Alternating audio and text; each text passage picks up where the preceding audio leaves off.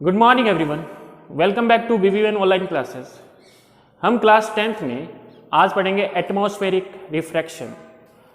तो बेटा atmospheric refraction क्या होता है कि ये भी एक लाइट का फिनोमेना है जो कि एटमॉस्फेयर में एयर के डिफरेंट लेयर की वजह से ये फिनोमेना होता है एटमॉस्फेरिक रिफ्रैक्शन, जिसकी वजह से अपन कई नेचुरल फिनोमेना एक्सप्लेन कर सकते हैं, जैसे कि ट्विंकलिंग ऑफ स्टार्स जो एटमॉस्फेरिक रिफ्रैक्शन की वजह से होता है।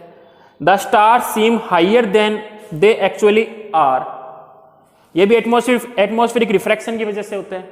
ठीक है, advance sunrise and delayed sunset, ये भी एटमॉस्फेरिक रिफ्रैक्शन की वजह से होता है।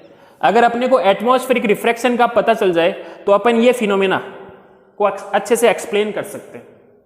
ठीक है, तो बेटा एटमॉस्फेरिक रिफ्रैक्शन में जो रिफ्रैक्शन आया है इसके बारे में आप जानते हो। तो रिफ्रैक्शन क्या होता है?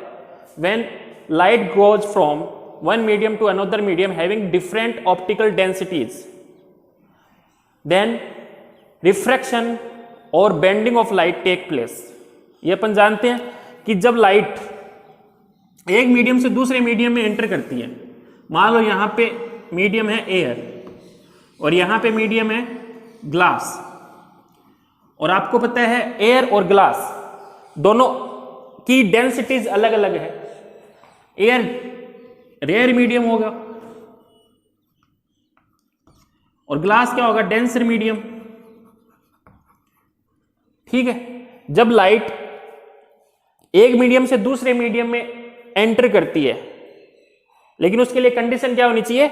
दोनों मीडियम की ऑप्टिकल डेंसिटीज अलग अलग होनी चाहिए, है ना। एक मीडियम से दूसरे मीडियम में एंटर करती है तो क्या होता है? लाइट का रिफ्रैक्शन। क्या होता है? लाइट का रिफ्रैक्शन। तो लाइट क्या हो जाएगी? बेंड हो जाएगी, है ना। लाइट बेंड हो जाएगी क्योंकि लाइट एक मीडियम से दूसरे मीडियम में एंटर कर रही है और दोनों मीडियम अलग अलग डेंसिटीज पे है। तो लाइट क्या हो जाएगी? बेंड हो जाएगी, और बेंडिंग को ही अपन क्या बोलते हैं? रिफ्रैक्शन।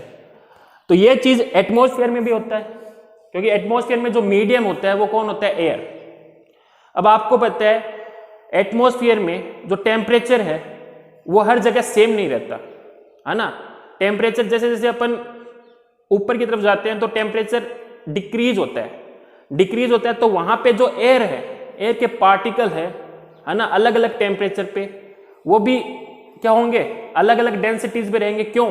क्योंकि जहां पे टेम्परेचर कम है वहां पे एयर क्या होगी? कोल्ड होगी। जहां पे टेम्परेचर ज्यादा है वहां पे एयर क्या होगी? वार्म होगी। और वार्म एयर के पार्टिकल दूर दूर रहते हैं, है ना। पार्टिकल दूर दूर रहेंगे तो अपन कह सकते हैं कि वो मीडियम कैसा हो गया? Rare medium. जबकि कोल्ड एयर के पार्टिकल पास पास रहते हैं तो अपन कह सकते हैं वो मीडियम कैसा हो गया? Denser medium. तो एटमॉस्फेयर में भी क्या होता है कि अलग अलग डेंसिटीज की एयर रहती है ना। ऑप्टिकल डेंसिटीज की एयर एटमॉस्फेयर में रहती है, जिसकी वजह से लाइट जब एटमॉस्फेयर में एंटर करती है तो एयर के डिफरेंट ऑप्टिकली डेंसिटीज की वजह से वहां पे लाइट का कई बार रिफ्रैक्शन होगा, जिसकी वजह से अपने को ये जो फिनोमेना है ये अपन एक्सप्लेन कर सकते हैं, जिनकी वजह से ये फिनोमेना होते हैं। ठीक है, क्यों होते हैं? क्योंकि एटमॉस्फेरिक रिफ्रैक्शन की वजह से। जैसे कि ये अपनी अर्थ है, ठीक है,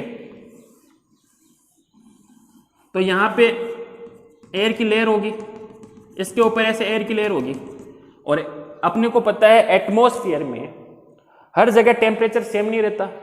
टेम्परेचर सेम नहीं रहता है तो जहां पे टेम्परेचर कम होगा वहां पे कोल्ड एयर होगी, और जहां पे टेम्परेचर ज्यादा होगा वहां पे कौन सी एयर होगी? वार्म एयर होगी।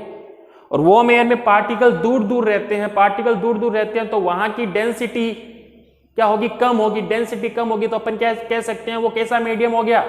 रेयर मीडियम हो गया। और जहां पे टेम्परेचर कम होता है वहां पे कैसी एयर रहेगी? Cold air. कोल्ड एयर के पार्टिकल पास पास रहते हैं तो अपन कह सकते हैं वो ज्यादा डेंसर मीडियम हो गया, है ना। ज्यादा डेंसर मीडियम हो गया तो वहां पे भी है ना ऑप्टिकली डेंसिटी डिफरेंट होगी ना, एटमॉस्फेयर की डिफरेंट होगी, तो वहां पे लाइट का रिफ्रैक्शन हो सकता है।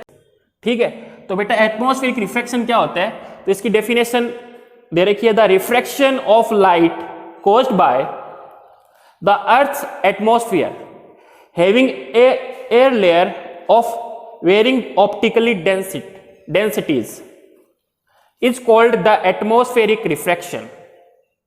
The refraction of light caused by the Earth atmosphere having air layers of varying optical densities is called atmospheric refraction.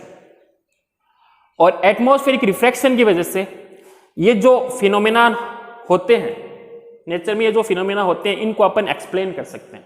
तो एटमॉस्फेरिक रिफ्रैक्शन क्या होता है, समझ में आ गया कि टेम्परेचर के डिफरेंस की वजह से एटमॉस्फेयर में जो एयर की लेयर है उनकी डेंसिटी क्या हो जाएगी, अलग अलग हो जाएगी। और डेंसिटी अलग अलग हो गई तो लाइट का वहां पे रिफ्रैक्शन भी होगा। लाइट का रिफ्रैक्शन होगा तो उसी को अपन क्या बोलते हैं, एटमॉस्फेरिक रिफ्रैक्शन। नेक्स्ट वीडियो में अपन इनको एक्सप्लेन करेंगे कि twinkling of star, the star seem higher than they actually are, advance sunrise and delayed sunset, इन तीनों को एक्सप्लेन करेंगे अपन नेक्स्ट वीडियो में।